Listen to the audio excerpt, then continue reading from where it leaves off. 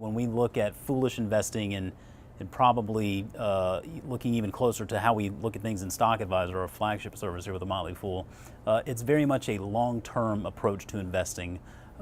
We focus more on buying into the businesses, not just buying stocks or tickers, sort of that Peter Lynch, you're not buying a ticket stub, you're not buying a lottery ticket, you're buying into a part of a business, so you need to view yourself as being as a part owner of that business.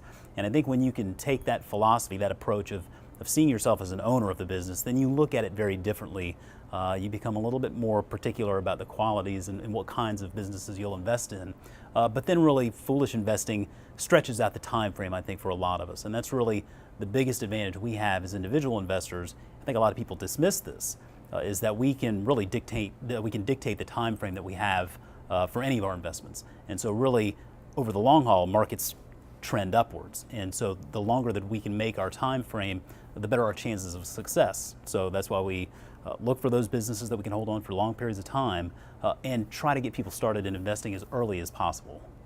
So I always think of individual investors. I think people often think that individual investors are at a disadvantage to just about everybody on Wall Street. Anybody who's got all the algorithms and the fast-paced trading and all that stuff. Everybody else has the edge on you as an individual.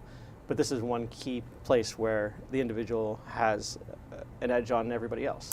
Are there other places where the individual has the edge? Well, I think that's an interesting perception, because it is easy to say, well, we're not part of Wall Street as a part of Main Street. We're missing something. We have a handicap in this game. But the fact of the matter, I think with the internet and the way that communication is today, the way we can get information instantaneously, and we just have no issues really finding out really the transparency of companies and businesses and their leadership.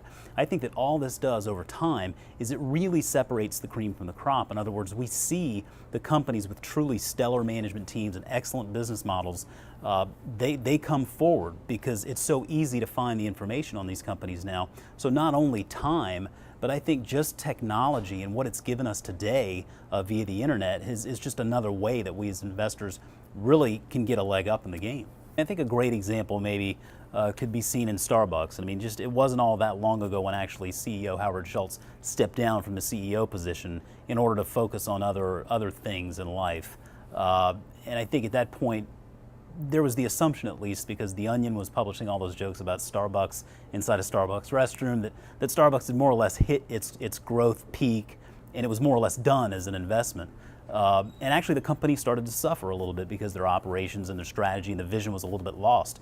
When Howard Schultz came back after his hiatus, we really began to see that this was a company that was just getting started.